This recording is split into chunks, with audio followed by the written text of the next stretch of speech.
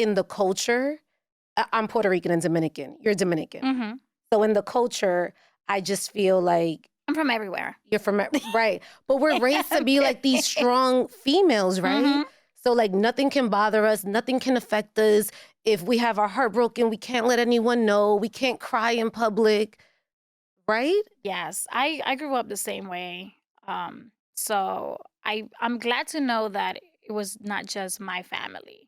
It's always good to hear other people's stories, as far as how we grew up being a Latina. There were a lot of times where things I couldn't say things at home because they weren't appropriate.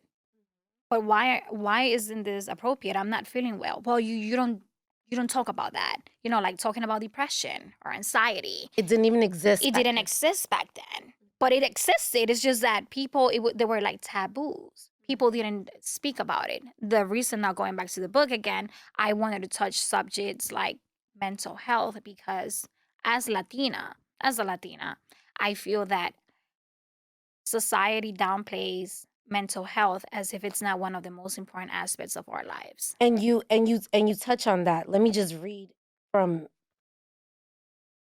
the book. Yeah, right? one of the chapters. One of the chapters. No, what's crazy is like you give us this in the very beginning.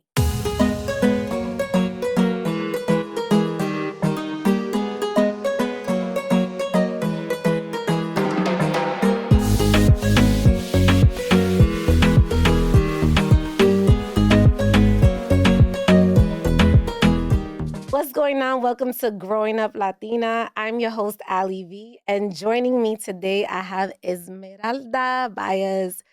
How are you? Hi, I'm doing great. Thank you so much for having me. Oh my God. Thank you so much for coming through. When I called you, Absolutely. you were like, yep, Absolutely. no hesitation. I was looking forward to this. This is long due. Yes. So there's so many things I want to discuss with you. Mhm. But first, I always start my show off with a cheers. Oh, absolutely. Let's do So it. come on, shout out to you. I gotta move my mic. There you go. Cheers Cheers, to love. your book. Yes. Oh my God, we're gonna talk about your book, guys. I'm This is her excited. book. Oh my God. This is good. Good? Yeah. Wow. Yes. Great taste. Yes. All right, so let's get into it. Mm-hmm. My Look, baby. Reset and reboot. Mm-hmm. Regaining mindfulness. Now, let me just tell you a few things, right? Mhm. So, because I'm one of those people that judge a book by its cover, like Mhm. literally. And the cover, black and white. But then when you get to the middle, you see this gray. So I took this as like your journey. Absolutely. And then the picture of you closing your eyes, picture's dope, first of all. Mm-hmm. I took that as you're reflecting on your journey. Wow, you got the point. Yeah. You got it. Mission accomplished. Right? But so talk to me a little bit about the book and Mhm. how you decided on this specific picture. So the book, Reset and Reboot, is a short inspirational self-help book. In the book, I speak about the importance of detoxing, the power of manifestation, mastering the arts of self-care and discipline, and also living a life with a purpose. Throughout the book, I share personal experiences on social media, dealing with an illness, and also pretty much what has life been for the last 4 years. So you went Because it's been, the book is a short book, but I've always said it's not about the size of the book, it's about the size of the message, right? So the book is only 85 pages, 7 chapters, but it's full with a lot of positivity. But I was not always a positive person.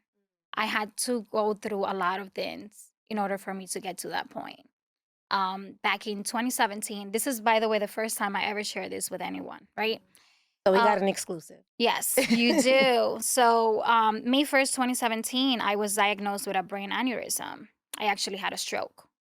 I was 30 at the time, and that really changed my life. It was a very hard, dark space, but it made me reflect on a lot of things. It made me see life differently. It made me more appreciative. And I saw it as a God giving me a second chance. So May 1st, 2017, I completely changed my life. I I went on a spiritual diet, as I would say. Spiritual diet. I That's where the detoxing comes from. I stopped talking, hanging out with a lot of people, and not necessarily because they were bad people, but because I feel that they were not on my they weren't adding anybody to my life anymore. Right. So there goes the book. I don't want to say But too wait, much. no. But No, let I'm me kidding. just touch. Let me just touch on a couple of things because you just said, this happened 4 years ago, right? 4 years ago. So who 27, were you 5 years actually. 5 years ago? Yeah. Who were you before that? Because obviously you went through such a traumatic experience. Absolutely. I think I was just a little reckless. Okay. I was out there too much. Out there in the sense of going out and drinking maybe a little too much. Socially drinking. Right. And I feel like Did you I feel like needed you a had change. toxic though? Like you had. I've never been toxic, Okay. but I was not hanging around the right people. Okay. And Okay. we are a product of our environment. And if you're hanging out with the wrong people, it don't matter what your potential is, you will never get to where you're supposed to because of those people. And I think that needed to happen for me to let go of those people. Okay. Mm-hmm. So then going through that, and I know because everybody needs to pick up the book. That's first and foremost. Yes. But just going through that experience, like what are some of the things that you had to deal with? Because a brain aneurysm is like a stroke. First of all, I know people that, my mom caught a stroke. And it's one of those situations where you have to like reteach yourself things and relearn, like whether it's how to walk again, coordination. So what were some of the battles that you had? So mine was what they call a TIA, which is a minor stroke. Okay. And I didn't have any, like, there was nothing really serious that happened in my brain or anything like that was like, oh, I can't walk or I can't speak. It was more finding out really that I had the brain aneurysm. And for those of you that maybe some people don't even know what a brain aneurysm is, it's pretty much, I still to this day don't even know how to explain it to people. It's pretty much, when you think of the brain is like a balloon, right? And if it puts too much pressure, it explodes, and that's when you get a stroke. So the aneurysm, studies have showed they don't even know where it comes from. Some people say that it comes from family. Some people say that those that use a lot of drugs. In my case, it wasn't. It was just it happened to I happen to have one. Right. And it's something that there's no cure for a brain aneurysm. It's not like having cancer and you go to chemotherapy. Right. Having a brain aneurysm, you're gonna have it until you die, pretty much, right? Unless it bursts and then you get clipping of the aneurysm, which is pretty much a surgery. And thankfully, I've been going to the neurologist.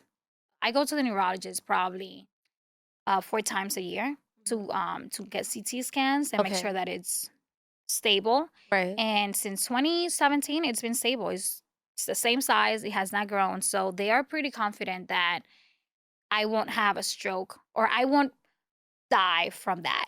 Right. Let's say that. But Right. still, I take my precautions. I'm big on meditation. I'm big on I feel that you are what you eat.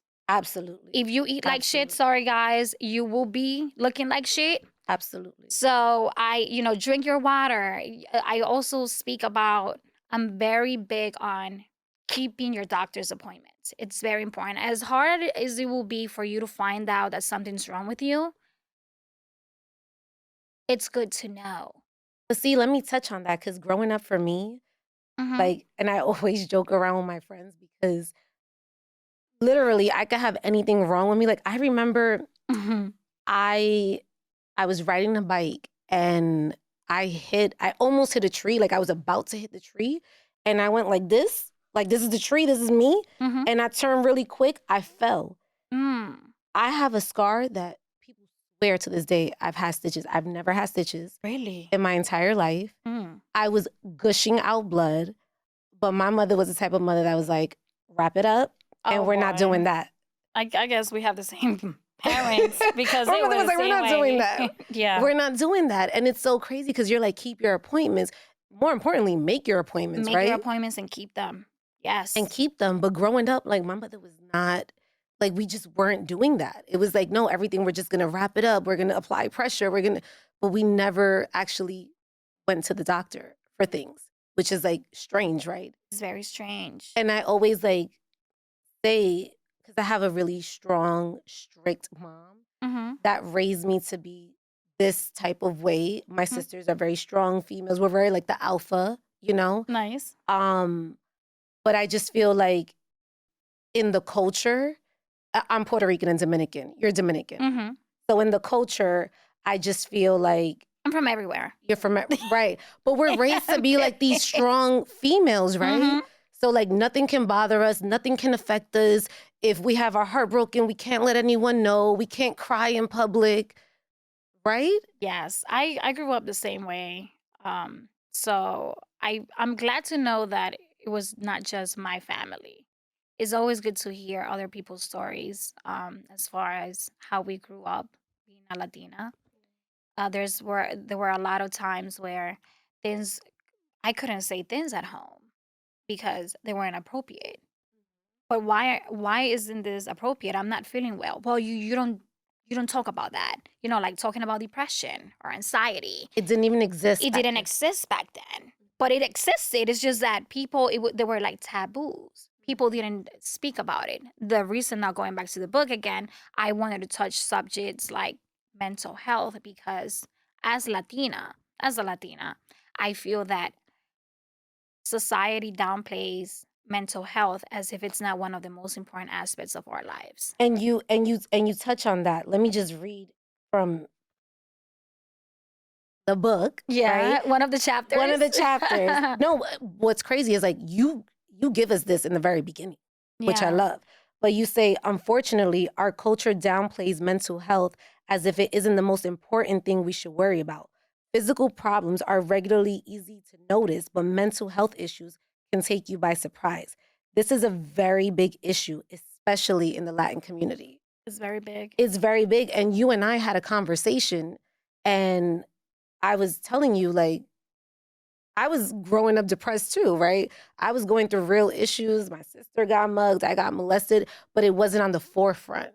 Mm-hmm. It wasn't something that, even if I told my mom, it was like, Don't don't speak about it. do it. Don't do it. So then you grow up with all these bottled up emotions. How do you release that? Like, what was your release? Like, what was my way of releasing all of that was through writing. That was my therapy. Also going to like therapists and psychologists. And, you know, people have this whole theory, well, not theory, but this perception that, oh, if you go to a therapist or psychologist, psychotherapist, you are crazy. But what crazy is one. being crazy? We all need help in some sort of way. If I, you know, after being diagnosed with the brain aneurysm and stuff like that, I went, I will say it on a phase of that I thought was anxiety. The thought of having another stroke would always be in the back of my head, right? And one day I woke up and I'm like, I can't continue living like this. I need to go and see a specialist. So I made an appointment, like a grown adult, responsible.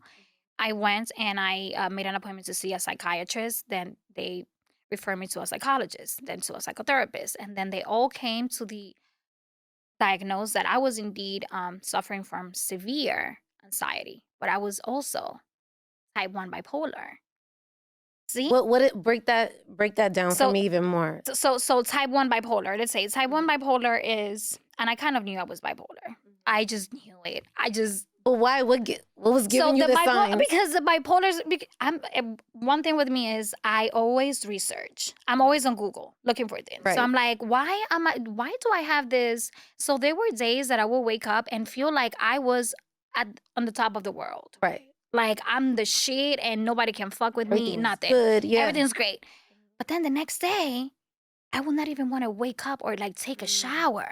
And you're And like, I'm it's like, not my period. It's and something it's not else. my period, it's not my Right. hormones. Like, what's going on? And I was like, this is not normal. Um, and and that was just happening too often, along with palpitations and racing thoughts and very bad insomnia.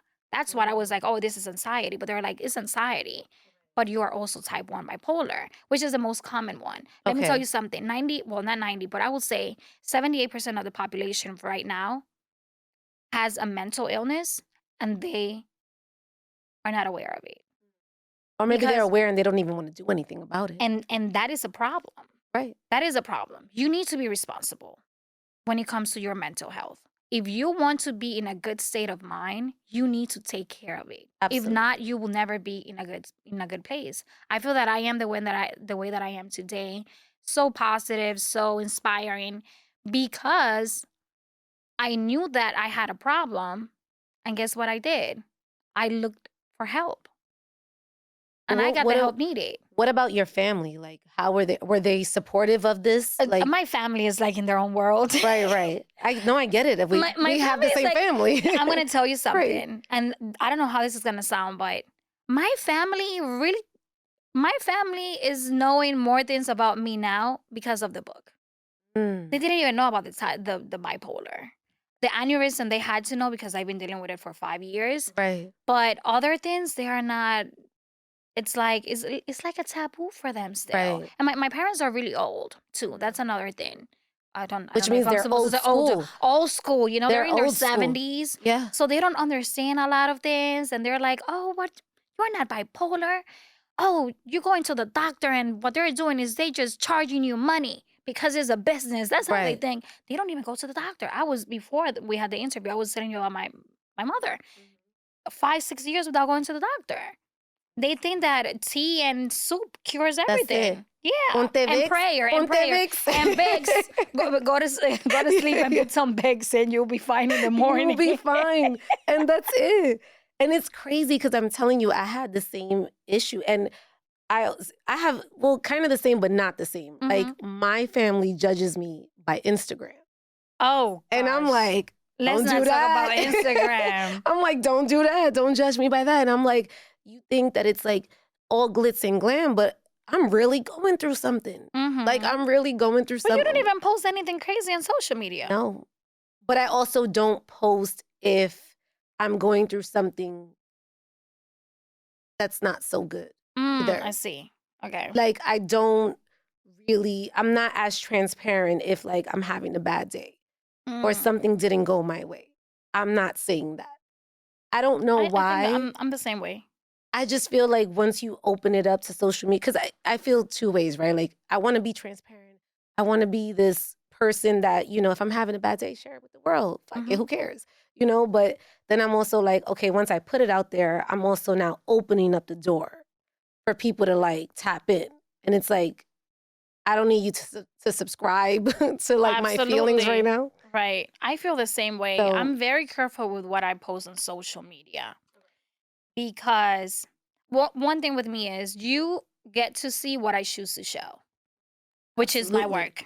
My work, nobody knows if I'm single, if I have kids. I have consciously made the decision to make my social media about work. And every now and then, I put my little thirst traps or Yeah, whatever. yeah. We all do, I All guess. of us, yes. Right? But personal stuff or how I'm feeling, I try my best not to. But it's also because I feel that I have a following now that's growing every day, Hmm. and they follow me because I am so positive and Hmm. inspiring to them. So I feel that if I go and post something negative, it can be relatable, which is great, but it Right. can also be like, oh, she's negative. I don't like it. This is not why I follow her. So yeah, so But it's like a 50-50 thing yeah, with social media. yeah, That's another thing. I try my best to go on social media just to post things. I don't really be looking at people's stories or anything. I think social media honestly can be toxic for at sure. times. It has been it 100%. is a great platform for those who want to maybe expand their business, um, their career, stuff like that. If you're on social media just like pretty much stalking people and just scrolling up and down, it's pointless to And that's me. all you're consuming. Yes. And And then like everybody's posting the great things. Everybody's doing well. you Everybody's have a like, point there. Maybe we should start posting the real stuff too. Like I woke up today feeling like shit, and it's okay to wake up feeling like shit. right. But then it's Yeah. also because I follow you on I'm social gonna media. have some more. Let's take a No, little cheers. another cheer. Mm. So crazy. You do post a lot of like inspiring things. Mm-hmm. Like you're up early, girl. Oh, You're up. I You get have up. like a whole routine, right? Like you meditate. So let me just tell you I'm about my like, what does she routine. do at like 5 o'clock? Why is she 5:30. up? Why are you up? I know. Alyi? Why are you up? Why am I watching this? I'm up early, 4:30 for me. So 4:30. my routine is I go to sleep at 9:30. 9:30, Okay. 10 p.m. every day. So I'm up at 5:30. Okay. And I 5:30 to 6:15 I meditate. Then I do my celery juice. Then I do my morning journal, which Love. is very important. Then I pretty much set intentions.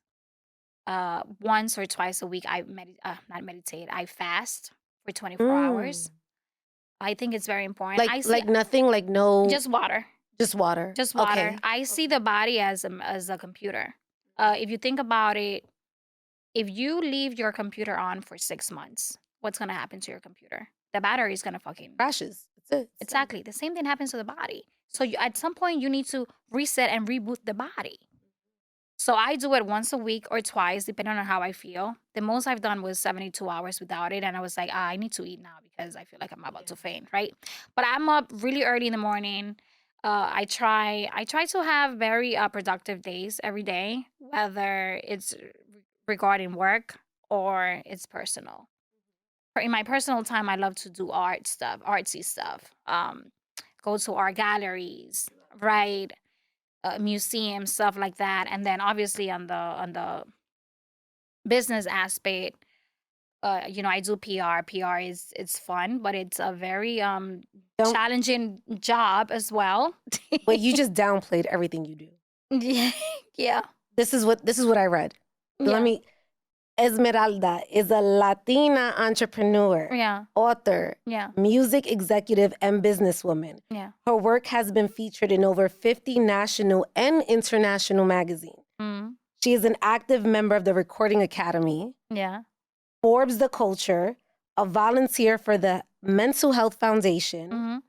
Esmeralda is an accomplished media personality who is well respected across multiple markets and recognized for excelling and inspiring a culture of women and cultivating key relationships. That's a lot of shit Yeah. that you've done. Wow. That's me. That's you. Do you know? But do you really do you look at yourself? Like, do you ever look back and say, No. like, wow, like I'm proud of like me? I'm proud of myself, but I always feel like I can be doing more. Yeah. Done so much. I've done, but I think that there's in this life, it's all about evolution and growing. And I feel that I can be doing so much more, and I want to do so much more. I want to be, I've done the PR in the Latino market and the crossovers and work with amazing talent and people. But now I have a calling. Now I want to like help women. I want to support more women in business, women that maybe are going through mental issues. Mm-hmm. I that's something that I was actually talking to you about outside of this. Ali, Yeah. you and I, we need to talk about this like seriously. Okay. Um, I want to create. I don't know if it's a. I don't even know what I want to do, but I know I want to create a platform or a community to help women become better leaders, especially Latinas. I feel that in the Latina market, there's not enough support, and there's not enough. I'm very big into creating synergy And some people say, oh, but what is creating synergy? Creating synergy, like let's see how we can add value Yeah. to this. I feel that in today's world, everybody is so stuck on what can you do for me? What can you do for me? Can you help me? But the question is, what can you do for me? What can we do for one another to make this relationship last a long time? You know? Right. Like, how can we help each other in our respective space? Exactly. You know? So that we can both grow and become big or help masses of people. What do you feel like the Latin market is lacking right now? Support. 100%. And you get all these people saying, oh, I support this and that. Oh, it's bullshit. I'm sorry, guys. Am I supposed to say, can I say bullshit? Yeah, of course. Say bullshit. Listen, it's bullshit.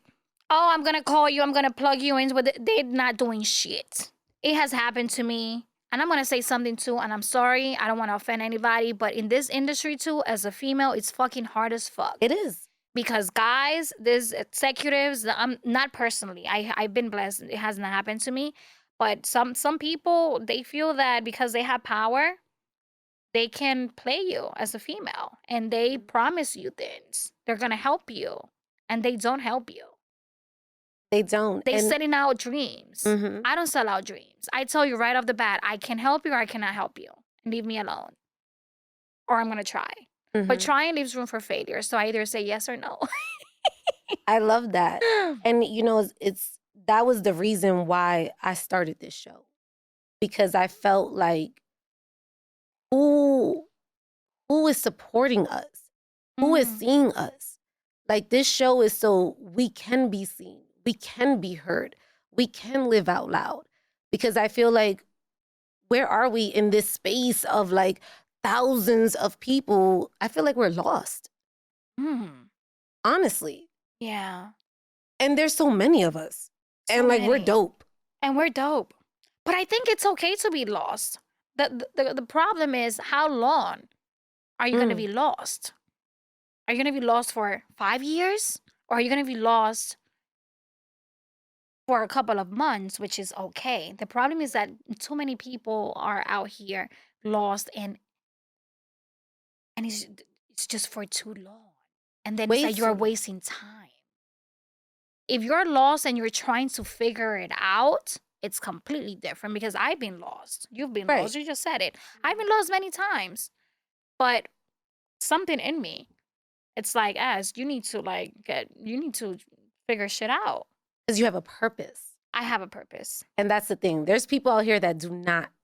And that's, that's where the whole thing about trying to help women, I want us to help other women find their purpose. I feel that everybody in this life has a purpose.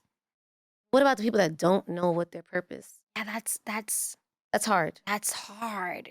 That's hard. Actually, I've met someone who told me, like, Alyi, you wake up every day and you have a purpose. I don't know what my purpose is. Oh, wow. How do you help that person?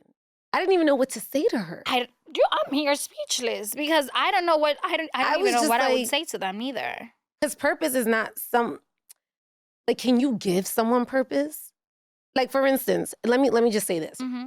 I wake up every day. I'm taking a little bit more of this. Take it.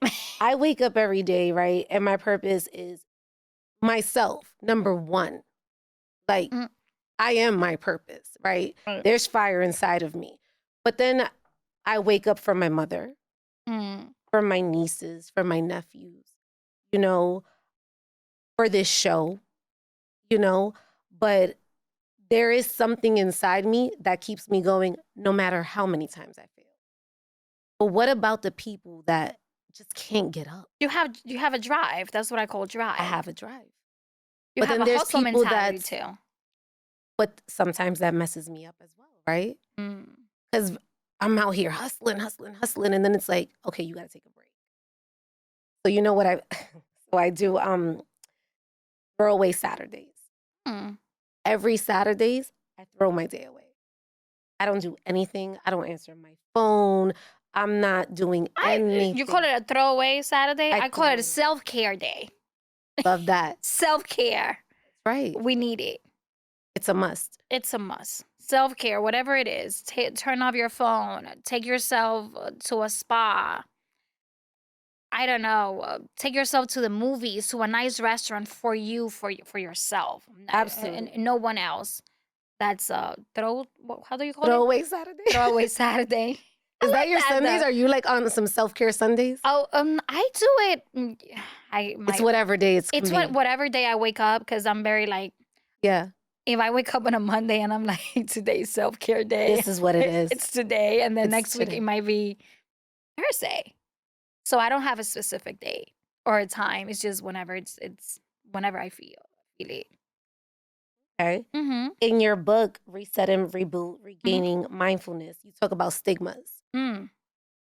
Specifically as a Latina, what stigmas do you feel we're facing in this culture?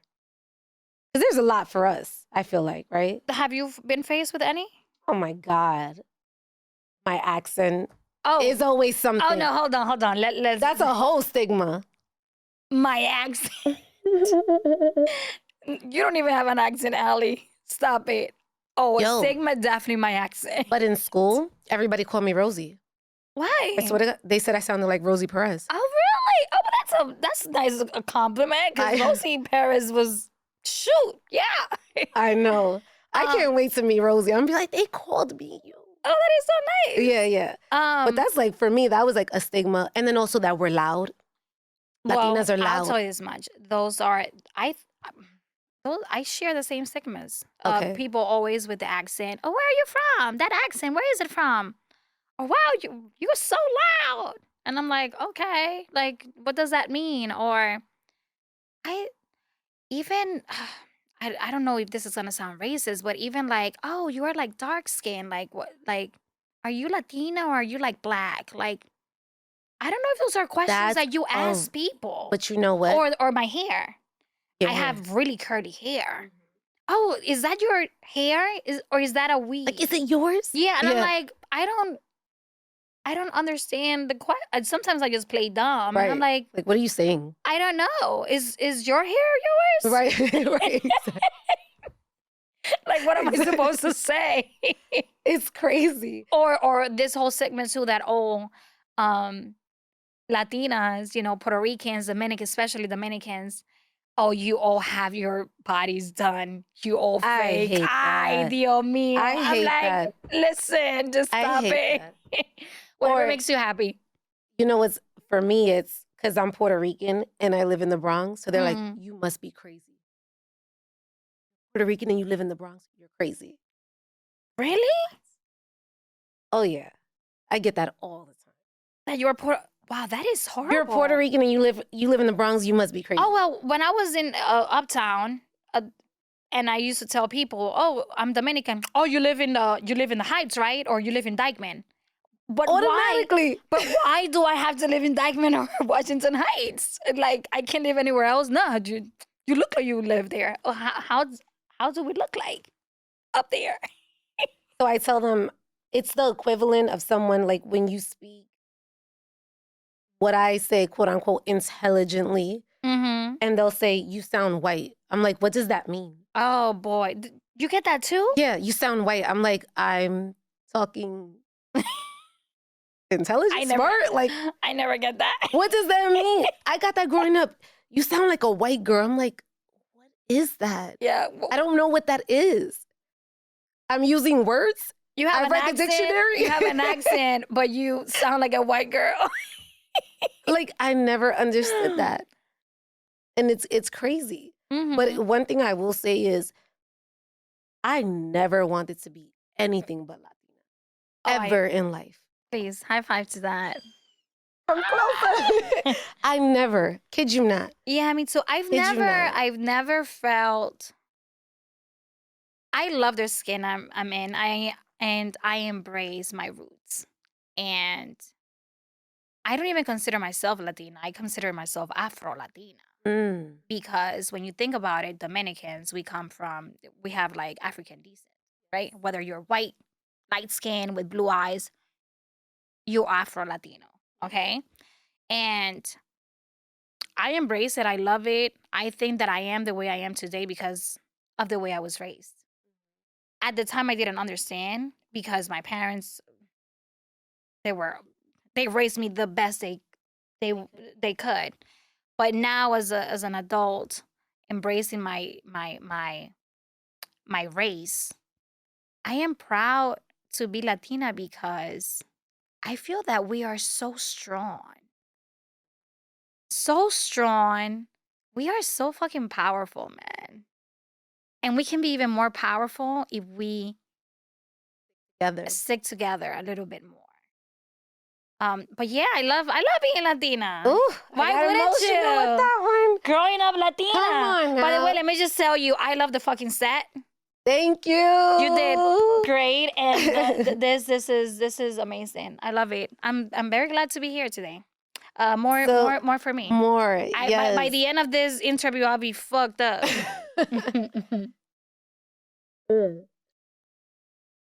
Let's talk about Flourish. Oh gosh, Let's talk about Flourish. Flourish. So it's so crazy, right? Because I'm an event producer. Yeah.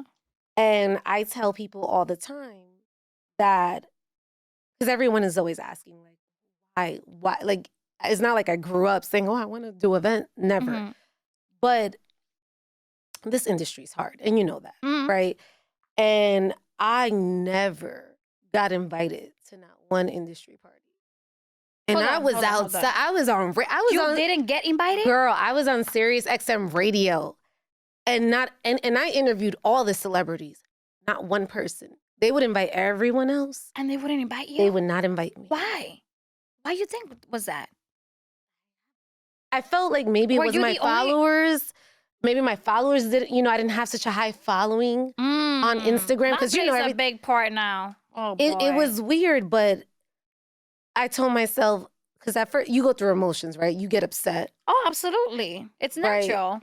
And then you get kind of jealous, like, well, why is this person getting invited? I'm not getting, And she's not even that smart. Yeah, like, she ain't even popping like that, And then I was like, I hit a phase where it's like, okay, I felt mad, I felt jealous. Like, now what are we gonna do? What are we gonna do about this? And I try to be very solution-based with all my issues in life. And so I said, you know what? I'm gonna do events.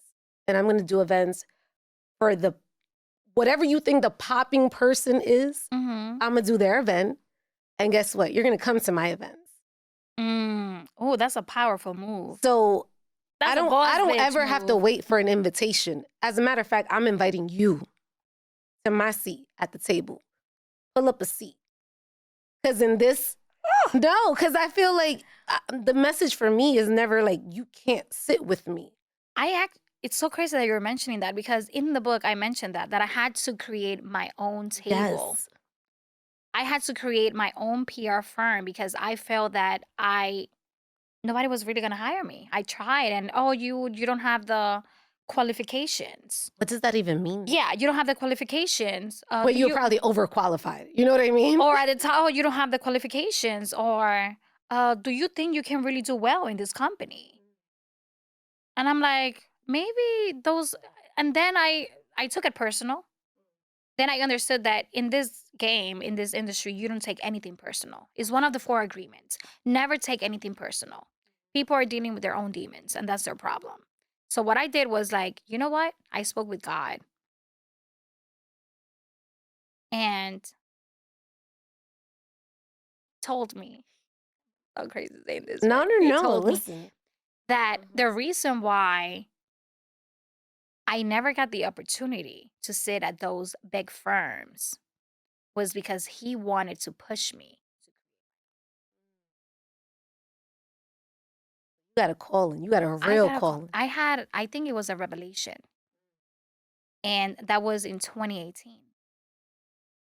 2018, I was still working a regular job. I was like, I'm putting my 2 weeks. But how does that even happen? I'm always interested in hearing like the transition from a day job to. So my background, I started doing pageants, but not like dressing girls in pageants and stuff like that. I've always been kind of like into fashion. And someone from Puerto Rico, not from Miami, his name is Hans. He was like, "Hey, I see you working, and I like how you move. Yeah. Do you want to work in PR? I was like, what the heck is PR? I didn't even know what it was. Not to make the story longer, I started working with him. 2 years later, I'm like, hey, listen, I think I learned the basics of this and I can do it on my own now. And then started with my firm, and now I work in alliance with 5 other companies. And I want to keep expanding and creating more alliances and more partnerships for sure. But now more with women, because my team right now, I'm the only female. When you see me, How is that? I have a backup of men behind me. I'm the only Right. girl. I'm the face. And I'm like, I want girls in the team. I want girls. I want Yeah. women. I want powerful women that are visionaries, that are creatives, that are Forward passionate. thinkers. Yeah. Yes, and that don't take no for a fucking answer. You speaking about not getting invited to events, really, same thing happened to me. I used to invite myself to events, Spotify events that I never got invited. I would just show up. I will find out the address and show up, dress up, You're like, I'm here. and be like, I'm here. And they'll be like, are you on the list? I'm like, I should be. Yeah. I received the email. Right. And guess what? I will get in those freaking parties. Don't ask me how, but I will get But in. you would get in. Yeah. I was determined. I was like, if I'm doing this on my own, I need to be determined. And determined is one thing, but you also need to stay consistent. Once you make the decision to be your own boss, it's a lot of shit that comes with being your own boss. If you don't work, you ain't getting paid. Right? If I don't wake up in the morning and make those phone calls and try to close those deals, who's going to do it? I always say work produces work. Yes. If you keep working, you will get work. Oh, absolutely. The minute you stop, it stops. It stops. And for me, that's what makes me depressed. Like, my depression comes from like... Do you really feel, and I'm sorry to cut you off, but do you really feel that you suffer from depression, or is anxiety? I do. Have you been diagnosed with depression? No. No, Ali, come on, man. Reset and reboot. We have to. You need to go see someone. I'll put you in touch with my therapist. No, listen. No, I do. So I always say when you make a little bit of more money and you have an advantage to really splurge on yourself just a little bit more, your self-care can look different. That could look like massages. That could look like getting your hair done. For me, I do hypnotherapy. I love hypnotherapy. So I get hypnotized. Oh my goodness. For an hour, I get hypnotized. So I speak, because my problem is never discussing my issue. I know what my issues are. My problem is the opposite. It's the listening part for me. Really? Like, and everyone tells me, like, Alyi, you don't listen. You don't listen. So I get hypnotized every Fridays. Every Friday? Every Fridays, I get hypnotized. For how long?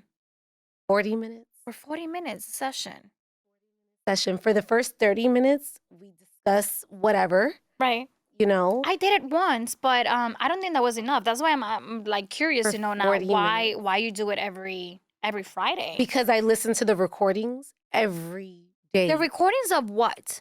Of the session. Of the session, right? Of the session. So she hypnotizes me, and it's on the phone, right? So I have to call into another line. I call in, it's recorded, and then it's almost like affirmations. I have to listen to it every day. And so every week I get hypnotized on whatever like my issues are for that week. Wow. I think I want to try this. Crazy, right? Yeah. And people get freaked out like, oh my God, do you come out crazy? I'm like, no, I come out a better person. Yeah, absolutely. Which is the goal. Which is the goal. Do you feel that after you do the some people call it the hypnosis, hypnotherapy. Yeah. Do you feel that when you come out of the session, you feel more at ease? I feel more aligned. I feel more aligned. It's almost like that thing where like you never regret a workout. I never regret hypnotherapy.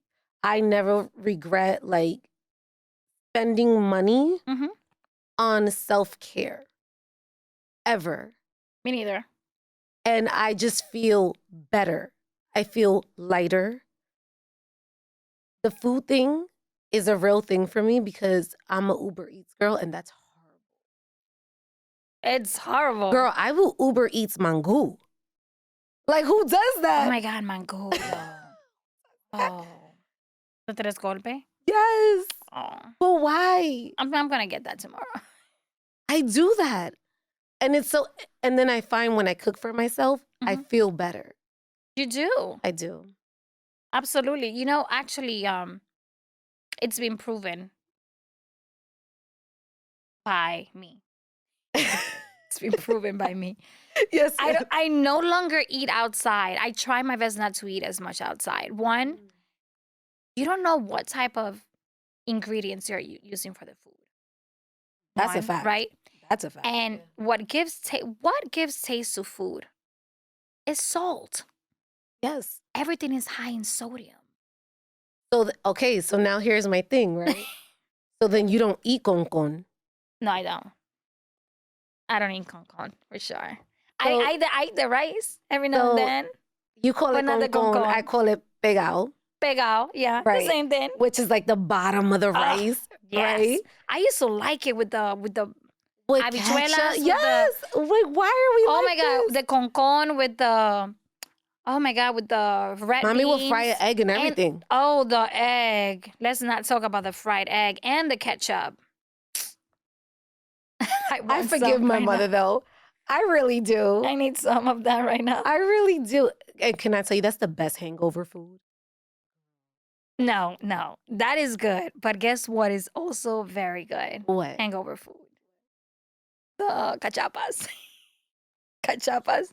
The chimichurris. Oh my God. At 3-4 o'clock in the morning. That? No, I don't really do it anymore. But it really is. Girl, 3-4 times a week. I would just go to the chimi truck, walk to the chimi truck, and get me 2 chimis. And I would honestly eat them. And I'll have... Are you kidding me? Yeah. Bad. 2 chimis. It's like, where is this food going, girl? Like, you just had 2 chimis. Why would you? You never looked at yourself like, this is not good. This ain't it for me. I mean, I would regret it the next day. Like, damn, I had 2 chimis. But in the moment, it felt so good because it's comfort food. It is. And when you're drinking, like you said, like, it like absorbs the alcohol.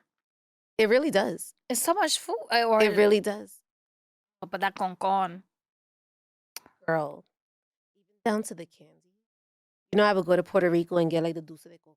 Oh, the dulce de coco and dulce de leche too that comes with the guayaba. Oh my God. So wait, but I was telling... Okay, let me take some more of this. Take some more. I was just telling Amanda, because I had Amanda on the show, Amanda Karina, who's a fashion influencer, and I was telling her that growing up, we had Morir Soñando. Oh, boy. Which is like crazy, right? Yeah, when you tell people what it is, they're like, ugh. But boy, you know, it tastes... And I love us Dominicans. I'm half Dominican. Papi's from Santiago. Oh, okay. Santiago. Candela. Come on now. And I remember I went to the store and I said, ¿Tiene Morir Soñando? She's like, ay, mija, claro que sí. And she took Tango. And I'm like, oh no. She got Tango? Tango. Oh, bendito. The powder? Yes. I was like, that's not it. They're like, no, I don't want the Morir Soñando. I was like, that's not it. Oh my God. No, the real Morir Soñando is actual like oranges squeezed con leche evaporada. I think it is, right? Mm-hmm. And then sugar, if not condensed milk. Condensed milk. Girl. Which is how mommy made it. With a lot of ice. And it was so good. I can't. But now as you get older, you're like, why did I do that? What was the point? I want to do that now. I would never do that now. First of all, I don't really like milk now. No, I will probably do it with oat milk. I love oat milk. Oat milk and almond milk. I stopped drinking. I don't do the almond milk so much.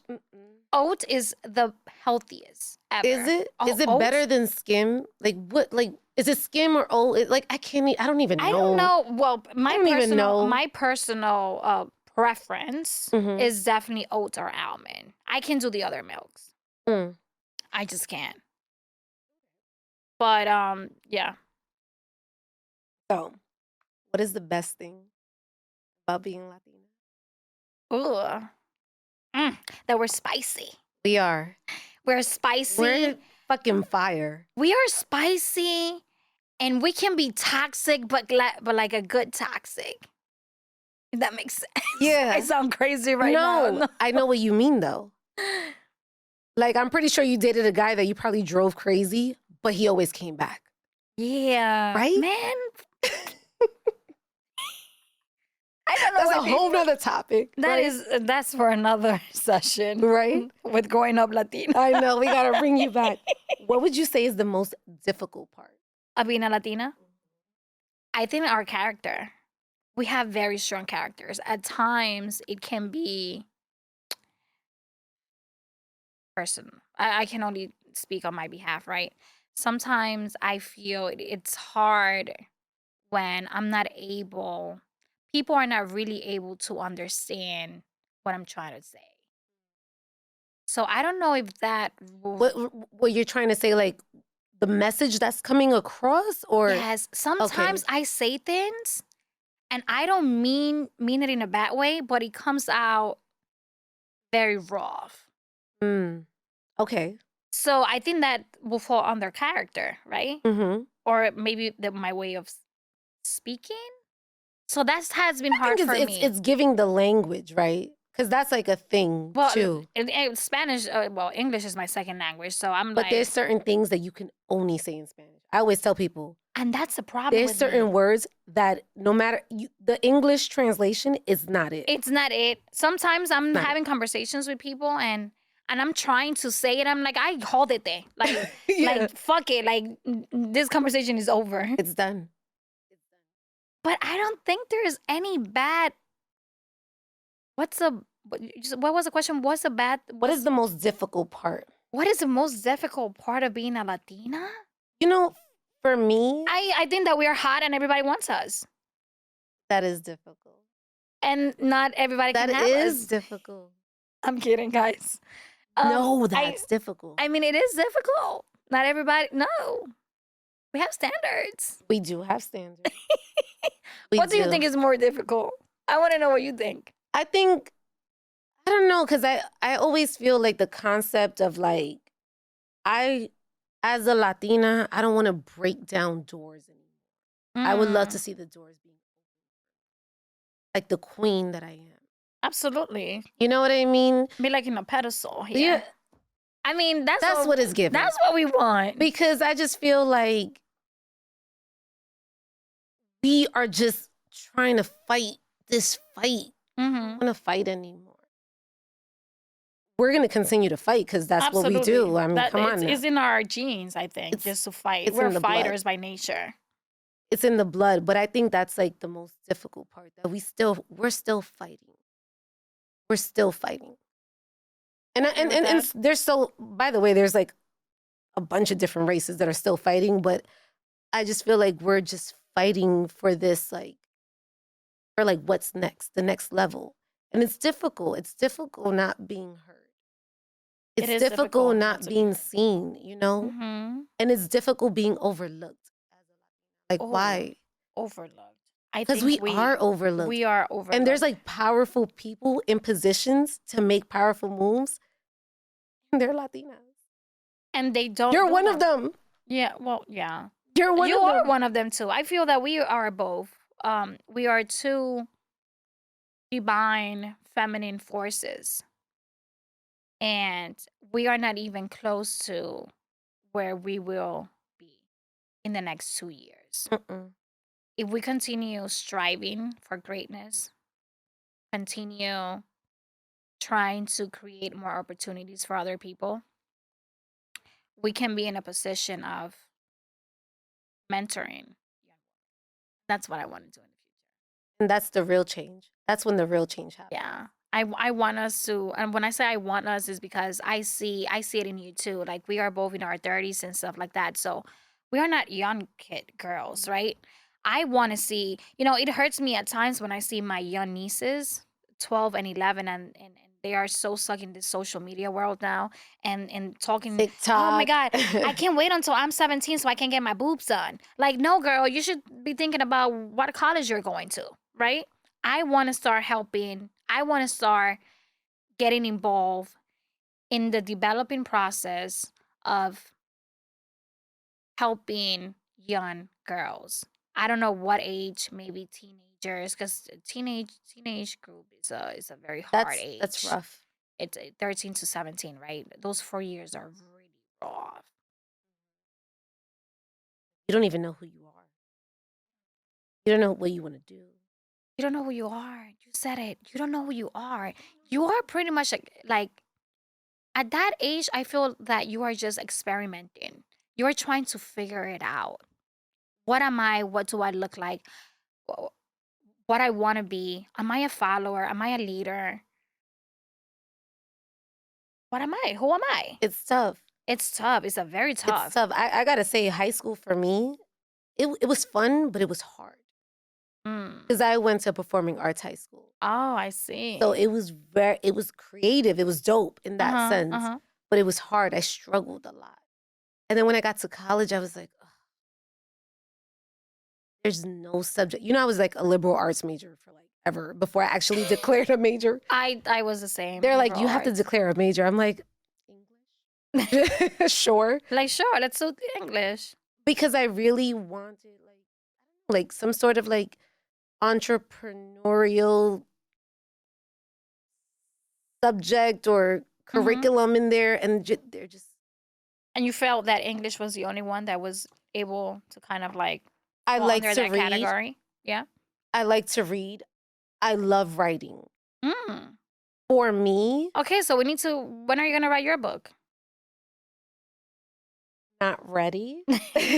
But still, no, I'm kidding. For me, I don't write in the present tense. If you were to like come into my crib, rob my crib, and stole my diaries, you would think my life is like, oh my gosh, she made it. I'm already writing as if. That is amazing. So I write like today. Power of manifestation. I got to sit down with Ez. She was so dope, and the interview, the whole thing. I write it as if it already happened to me. But it hasn't yet. In my mind, it happened, but It happened. in reality, it hasn't happened. No. So if today's Friday, I'm already writing for like next month, Monday, Tuesday. So like you that. kind of like create scenarios in your head, and So but I you already are attracting that. I already wrote that I interviewed Jennifer Lopez. I wrote that I produced the Rock Nation brunch. I've done it. No, it's done. Girl, it's done. Have you done it though? No, not yet. No, but it's done. I'm like, why wasn't I invited to this Rock Nation brunch? I want to go. Girl, when I produced the Rock Nation brunch, you are coming. Oh my God. I'm like, hold on. You did the Rock Nation brunch? But it's done. In my mind, it's done. I did it. It's done. I've done it. Actually, I've done it. not for nothing. I think I may be able to help you out with that. Girl. Yo, I think I can. You heard it here first. I think I can. I have somebody in mind already. Where's my camera? It's right here. I already got somebody. You heard it here first. That is my dream. That is like, it's so funny because my mother's like, you don't talk about producing the Grammys, the Tony Awards. It's like the Rock Nation brunch. And I'm like, do you know what that means for me? Yeah. It's like the to you. Yeah. It's the one thing ever. Like, I'm like, before I die, I have to produce the Rock Nation brunch. Have to. Where is the Rock Nation brunch? Is it They do it in LA. They do it in LA. It's around Grammys week. It's around the Grammys. It's around the Grammys. I mean, you have done some really dope events, though. And I manifested my James Harden event just by writing it, just like that. James Harden, the basketball player? The basketball player. I wrote down that I was going to produce an event for him. And you did? I wrote down in March that by July, his team would call me to do... Nah, I can. To do the... Oh my God, I got chills. I cried. When I got the call... Of course. To produce his event, I literally cried, knees on the ground, prayed, because I couldn't believe... I had to go back to my journal like, I wrote know this. We're Guys, you manifesting have to everything. write. No, it's so important to write. Yeah, it's very It's so important. important. And I thank God that my mom, like growing up, even though we didn't have much, she was the person that was like, no, you're going to college. And I'm like, but so I go to college, but I got to pay for it? You forcing me to go, but I got to pay. Right. But and my mom, she just had her GED, but it was so important because she had her GED that she was like, no, all of my kids are graduating college, period. Mm. Period. And I was so happy that she pushed me. I'm glad she did too. Look at the woman you are today. Thank you. Look at the woman you are. Yeah, look at the woman we are. Come on now. Let's embrace the we now, not you, me, but us. The we. The we. I love that. We, us. Cheers to that. Cheers to that. Yo, shout out to you. Shout out to you. Yeah, and this, I don't know what the heck you put in this glass, but it's good. Any last things you want to say to like your fan? Because you have real fans and you have a cult-like following, which is like amazing. I do. Like they come out for you. I went to your book launch. Girl, they are outside for you. Pandemic, they coming out. I was, and it's like a little bit of everyone, right? Like it's not like mostly girls or it's like everybody you bring out. From different all walks of life, I see. Yes. I was very impressed and I'm very appreciative. I'm glad that you mentioned the book launch because you actually made time to come out. So thank you so much for coming. I was very grateful. I was surprised at the turnout. I wanted something private, intimate, but that was with a purpose, right? And I didn't realize how many, like, I wouldn't say fans because they're not fans because I talk to all of them. They're supporters. But supporters. But it kind of hurt me. I'm saying this here. The fact that I get more support from people that I don't know than from people that I've known for years. And I've sent invites and they ignore them. You know what I mean? And I'm like, but I don't want to end this on a no. But I know what you mean though. But because that's real. I'm appreciative of the support I get from people that I don't even know. But I would love to get that support also from people that I know. That those people that have seen my growth, those are the people that I feel should feel more proud and be like, wow, I saw where she started and I see where she's going and I see where she's headed instead of ignoring it. I gotta tell you, sometimes that comes from they're not happy with themselves. Absolutely. They haven't made it. They haven't reached a level. They're still trying to figure it out. Lost souls. Because I always say when you can't support someone, you're not supportive of your own self. Like you don't support you.